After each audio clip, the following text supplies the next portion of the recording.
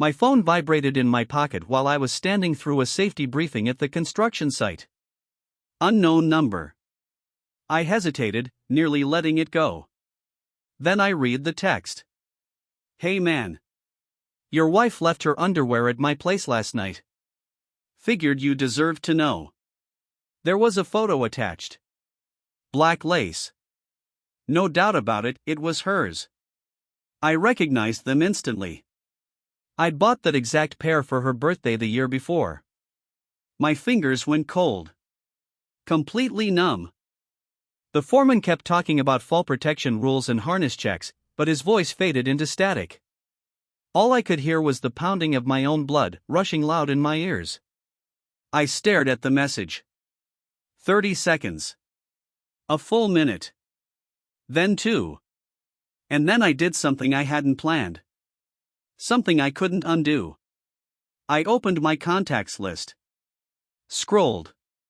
Stopped at the family group chat. Me. My wife. Mia. Her parents. Her 2 sisters. My parents. The chat we used for birthdays, holiday planning, and dumb reminders about who was bringing what to dinner. Before my brain had time to catch up, my thumb hit forward. Hey man, your wife left her underwear at my place last night. Thought you should know. Photo attached. Sent. Delivered to the family group. 8 people. I watched the read receipts appear one after another, like falling dominoes. Mom. Dad.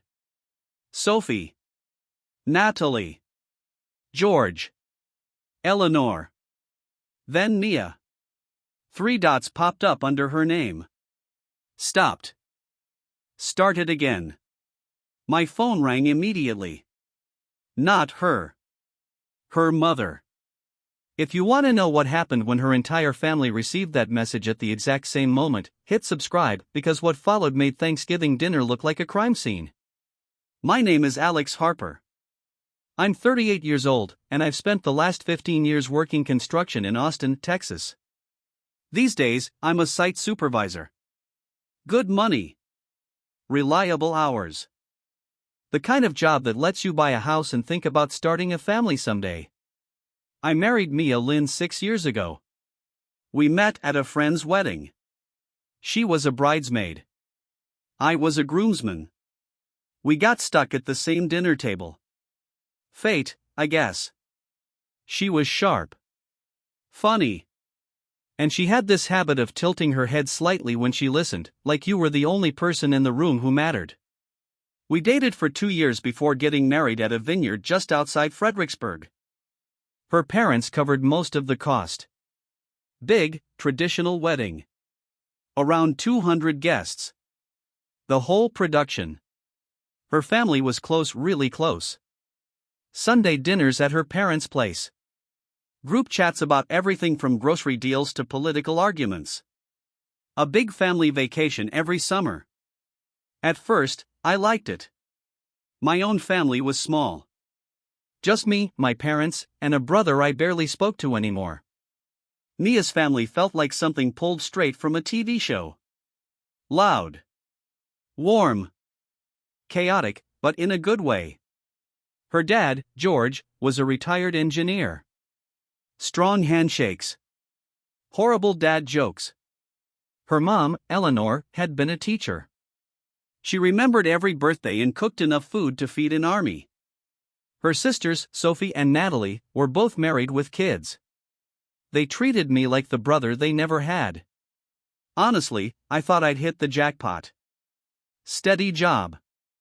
Beautiful wife. A family that actually wanted me around. For a while, it was everything I'd hoped for. Then the cracks started to show. It began subtly. Mia worked in marketing for a tech startup downtown. Long hours. High pressure. Team bonding events. Happy hours. Networking dinners. Weekend retreats. At first, I didn't question it. That's how those jobs go, right? But the nights started getting later. The happy hours stretched on. She'd come home close to midnight, smelling like wine and some expensive cologne that definitely wasn't mine. "How was your night?" I'd ask. "Exhausting," she'd say, kicking off her heels. "I just want to shower and sleep. No details. No stories. Just tired." I told myself I was overthinking things. She was moving up in her career. I needed to be supportive. Then there was the phone. It used to sit on the kitchen counter, face up, buzzing with notifications she'd laugh about. "Look at this meme Sophie sent.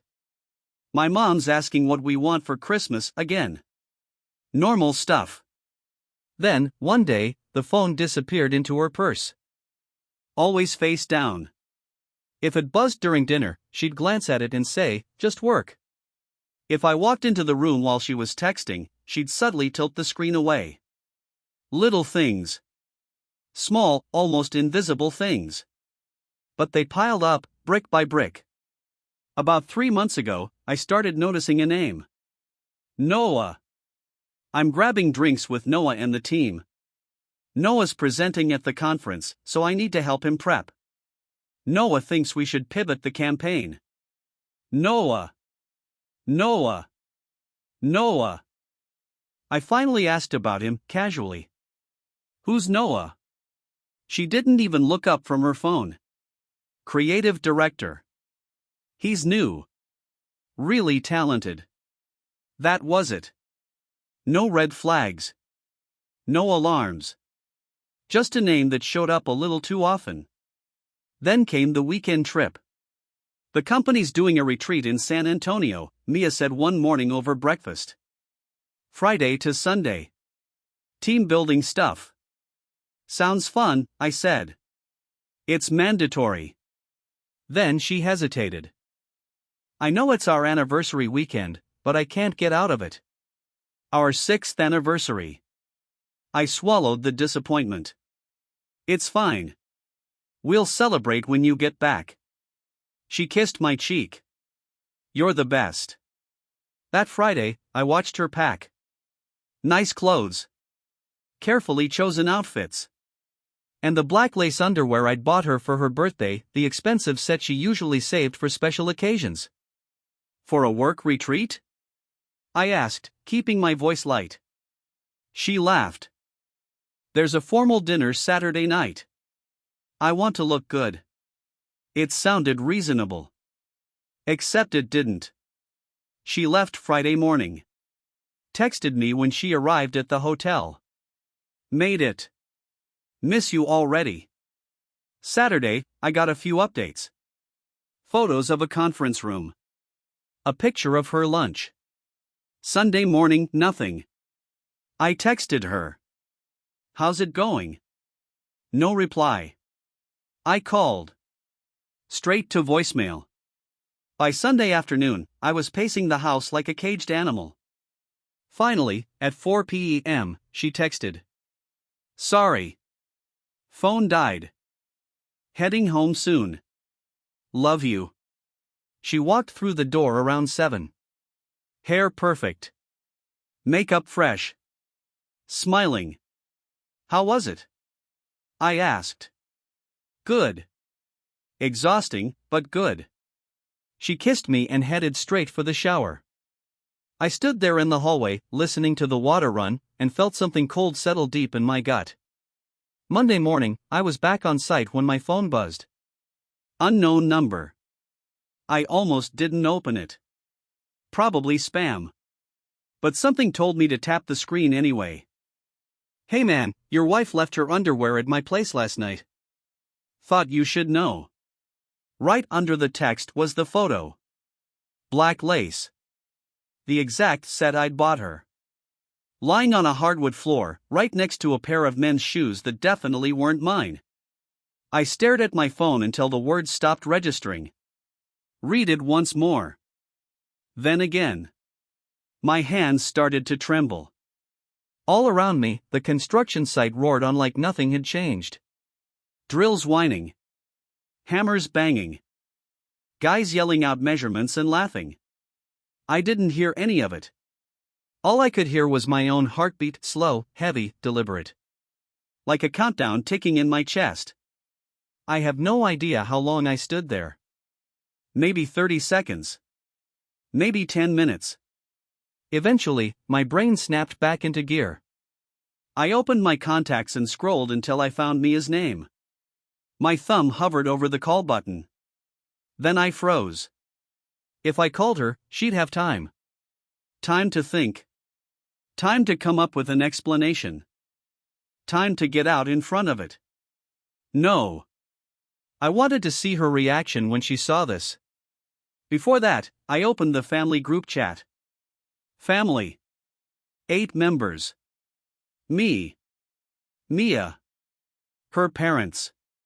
Her sisters and their husbands.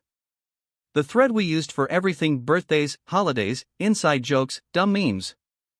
I went back to the message from the unknown number. And I hit forward.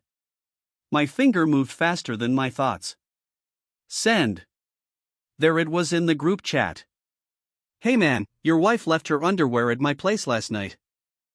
Thought you should know. Photo attached. I watched the read receipts light up. Delivered. Read by Mom. Read by Dad. Read by Sophie. Read by Natalie. Read by George. Read by Eleanor. Then, finally. Read by Mia. My phone went crazy. 3 incoming calls at the same time. Eleanor. George. Sophie. I ignored every single one. Instead, I watched the group chat. 3 dots appeared under Mia's name. Disappeared. Came back. Then the messages exploded. Alex, what the hell? Mia, call me right now. Mia, this is not what it looks like. Eleanor jumped in next. Mia Marie Lynn, call me immediately. Then George. What is going on? Sophie. Oh my God. Natalie. Mia? The chat spiraled into chaos. I shut my phone off. Walked to my truck. Climbed into the cab. Didn't start the engine. Windows up. Silence. And for the first time since I'd read that message, I let myself feel it. Not anger. Not yet. Just emptiness. Like someone had scooped me out from the inside and left behind nothing but a hollow shell. An hour later, I turned my phone back on. 63 missed calls. 47 unread texts. I scrolled. Mia. 31 calls. 22 messages. All some version of call me, this is a mistake, please let me explain. Eleanor. 12 calls. 8 texts. Alex, please call me. We need to talk. This is serious. George. 6 calls. 3 messages. Son, pick up the phone. Sophie. 5 calls. 4 texts. Alex, what happened? Is Mia okay? Please respond. Natalie. 3 calls. 2 messages. OMG. Call someone. Even my mom had reached out. Sophie called me. What's going on? Are you okay? I didn't answer any of them. Instead, I opened my contacts and called the one person I trusted to be straight with me. My brother, Liam. He picked up on the first ring. Dude, what the hell did you do?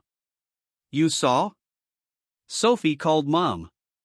Mom called me. Everyone's losing their minds. I exhaled. Yeah. I figured. Why would you send that to everyone? So she couldn't control the story, I said. Silence on the line. Then, that's either kind of brilliant or completely insane. Probably both.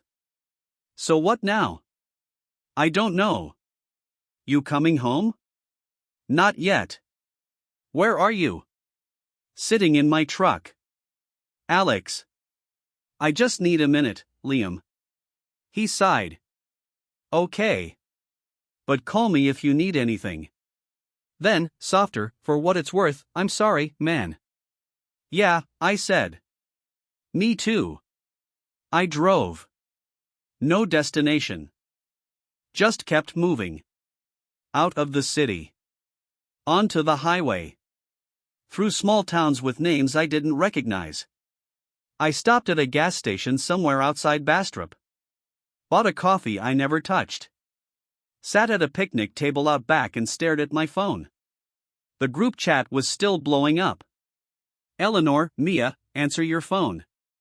George, this is unacceptable. Sophie, someone please tell me what's happening. Natalie, is Alex okay? Then Mia finally replied. Can everyone please calm down? This is between me and Alex. George fired back. No. This involves the whole family now. You made it our business when it showed up in the group chat. Mia responded. I didn't send that. Alex did. Why would Alex send it unless it was true? Silence. Then. I need to talk to Alex first. George again. You need to talk to all of us. I turned my phone off. Again. I checked into a motel off Highway 71. Flickering neon sign. Doors that open straight to the parking lot. $29 a night. Cash only. The room smelled like old cigarettes and industrial cleaner. I sat on the edge of the bed and stared at the wall. My phone stayed off. For the first time in 6 years, I was completely alone. No wife. No family. No noise. Just me and the low hum of the AC unit. I should have felt broken. Instead, I felt clear. Like I'd been walking through fog for months, and someone had finally flipped on a light. The next morning, I turned my phone back on. 112 notifications. I ignored most of them. One message stopped me. From George. I don't know what happened, but you're still family. Call me when you're ready. I stared at that text for a long time. Then I called him. He answered immediately. Alex? Hey, George. Where are you? Motel. Somewhere outside Austin. Are you okay? No. He sighed. Fair enough. Silence stretched between us. Then he asked, is it true? I don't know, I said. I got a text. There was a photo. I forwarded it before I could think. Do you regret it? I thought about that. No. Good, he said. Because Mia's been calling everyone, trying to spin this. Saying it's a misunderstanding. That someone's setting her up. Do you believe her? Another sigh. I don't know what to believe. Then quieter, but I know my daughter. And I know when she's lying. That hit harder than I expected. Alex, he said, you don't owe me an explanation. But you do need to come back. Face this. Whatever it is. I will. When? Soon. Alex? His voice turned firm. Don't run.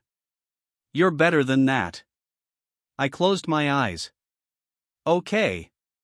Okay, he repeated. We hung up. I drove straight back to Austin that afternoon. Didn't even go home, just pulled into a coffee shop near the office. I texted Mia, meet me at Flight Path. 1 hour. Her reply came instantly, thank God. I'll be there. I got there early, ordered a black coffee, and planted myself in a corner, trying not to look like I was waiting for a fight. 20 minutes later, she walked in. Hair tied back, no makeup, eyes red. She looked like hell and exhausted. Perfect. She sat down across from me. Alex? I held up a hand. Let me start. Her mouth closed. I pulled out my phone, opened the mysterious message, and slid it across the table. Explain. She looked at it. Her face crumpled. It's not what you think. Then what is it? Someone's trying to ruin us. Who? I don't know. Mia. I stayed calm, my voice icy. Those are your underwear. I know. Then how did they end up at someone else's place? She opened her mouth, closed it again. I don't know. You don't know? I pressed. I swear. Were you with Noah? Her face went ghost white. Bingo. It's not. She hesitated. It's not what you think. Then tell me what it is. She looked down at her hands. We've been working late a lot. He's what? He's just a friend. A friend? I said, cutting in. Friends don't send your husband photos of your underwear. She flinched. He didn't send that. Then who did? I don't know. Maybe his roommate, maybe someone who. Mia. I leaned in. Stop lying. Tears fell. I'm not lying. You are. You've been lying for months, late nights, weekend trips, Noah this, Noah that. Just friends? Then why are your underwear at his place? Silence. She wiped her eyes. I stayed over after a work event. I was too drunk to drive. Nothing happened. You stayed over. Yes, and took off my underwear. It was hot. I couldn't sleep. That's all. Stop.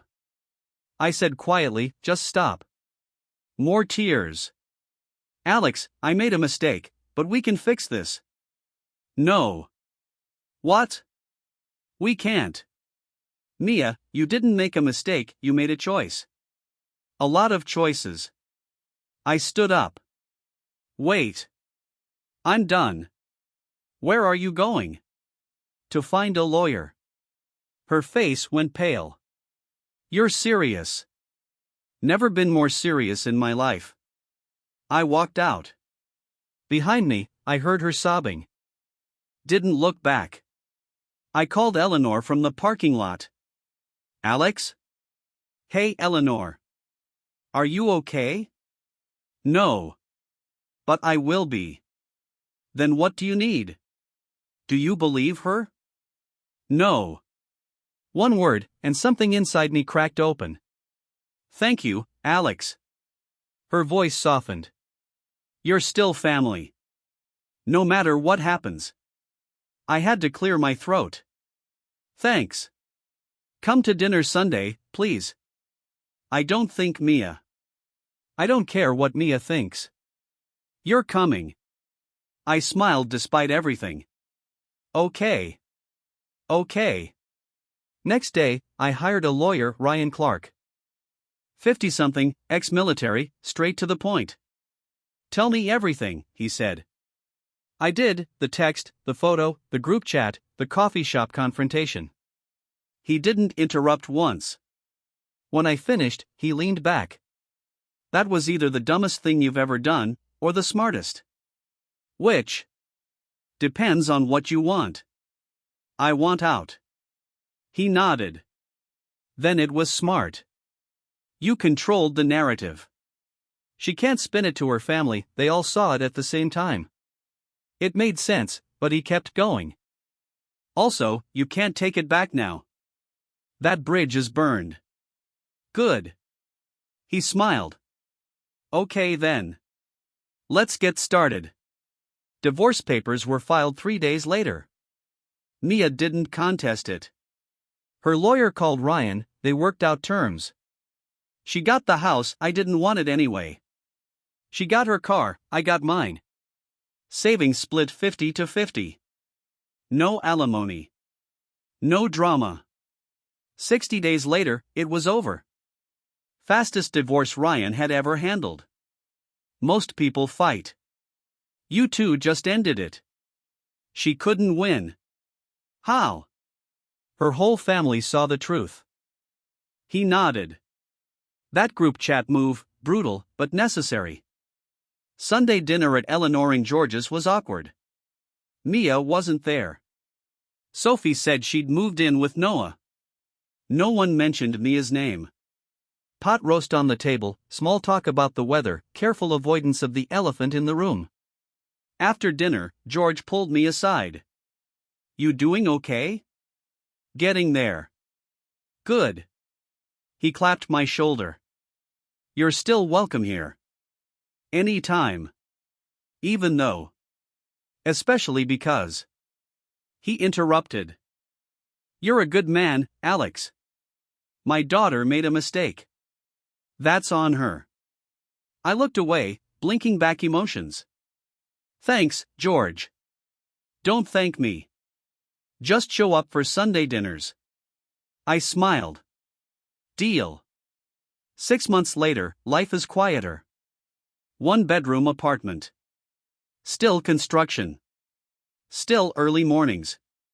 Still doing the work. But lighter. Mia's with Noah, they're engaged. Good for them. I'm not bitter. Not anymore. Just free. The group chat still exists, birthday reminders, holiday plans. Mia's gone. Eleanor removed her. Last week, Sophie sent a meme. Natalie laughed. George sent a dad joke. And I realized, I didn't just lose a wife, I gained a family. People who show up. People who tell the truth. People who don't let you run when it gets hard. People ask if I regret sending that text to the group chat. I don't. Truth is ugly. Messy. Burns bridges. Breaks hearts. But it sets you free. Mia wanted to control the story, spin it her way, make me the villain. I didn't let her. I put the truth in front of everyone at once. They decided. They chose me not for being perfect, but for being honest. Last month, an unknown number texted me. Stomach dropped. But it wasn't what I feared. Hey man. This is Noah. The next text came from an unknown number. I just wanted to say. I'm sorry. I didn't send that first message. I don't know who did. But I'm sorry for everything. I stared at it for a long time, letting the words sink in. Then I typed back. Doesn't matter who sent it. It was true. And truth doesn't need an apology. I blocked the number. If you've ever been betrayed. If someone's ever lied to your face. If you've ever had to choose between keeping the peace and speaking the truth, this one's for you. Comment I chose truth if this hits home. And hit subscribe for more stories about honesty, the kind that costs everything, but frees you in the end. Because the best revenge isn't getting even. The real power is refusing to carry someone else's lies.